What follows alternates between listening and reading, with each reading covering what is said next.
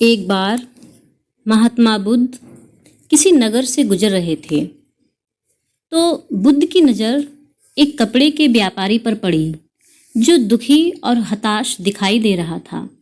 बुद्ध चलकर उसके पास गए और पूछा, भंते, तुम इतने उदास क्यों हो?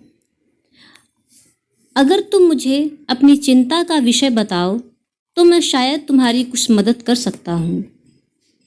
कपड़े के व्यापारी ने बुद्ध को प्रणाम किया और उनको अंदर बुलाया।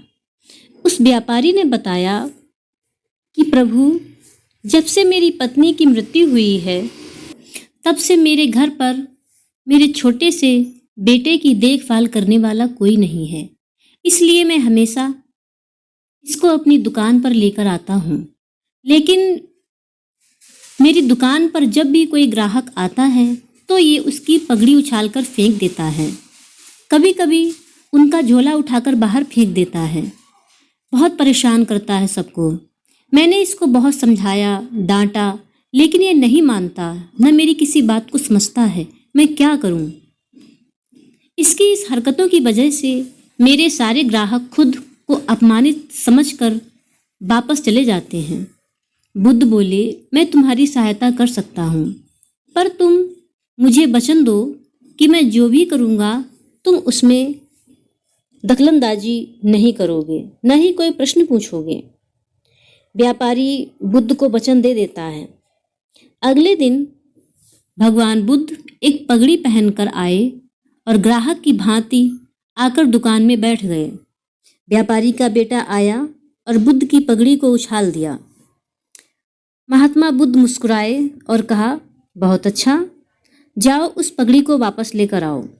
वह बच्चा दौड़ कर गया और पगड़ी लाकर बुद्ध को दे दी। अगले दिन महात्मा बुद्ध एक कुल्हाड़ी और एक लकड़ी लेकर आए। उस लड़के ने फिर से उनकी पगड़ी को उछाल दिया। बुद्ध ने उस लड़के को कुल्हाड़ी और लकड़ी दे दी और कहा, जाओ इस लकड़ी को काटो। व्यापारी को थोड़ा सा डर लगा कि कहीं उसके चोट न लग जाए, कहीं वो कट न जाए, लेकिन उसको अपना वचन याद आ गया। 7 दिन तक महात्मा बुद्ध कोई न कोई नया काम लेकर आते और उनके बेटे से वो काम करवाते। शीघ्र ही वह लड़का भूल गया कि उसको किसी की पगड़ी उछालनी है। व्यापारी यह देखकर बहुत खुश हुआ और महात्मा बुद्ध को धन्यवाद दिया। ये कहानी हमें अपने मन को अपने अनुसार कैसे चलाना है ये बताती है। अगर हम अपने मन को अपने हिसाब से काम नहीं करवाएंगे तो मन अपने हिसाब से काम करेगा। मन बस में हो सकता है यदि हम मन को अपने अनुसार चलाएं। मन के 2 तरीके हैं। पहला, मन अपने हिसाब से काम कर सकता है। दूसरा, मन को हम अपने तरीके से काम करवा सकते हैं।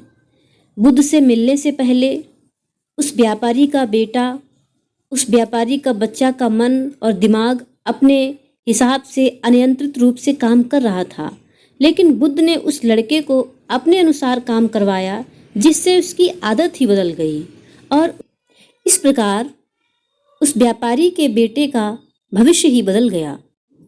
वो एक जिद्दी बच्चा बन रहा था, तो महात्मा बुद्ध ने अपने अनुसार ज्ञान देकर उसका जीवन ही बदल दिया।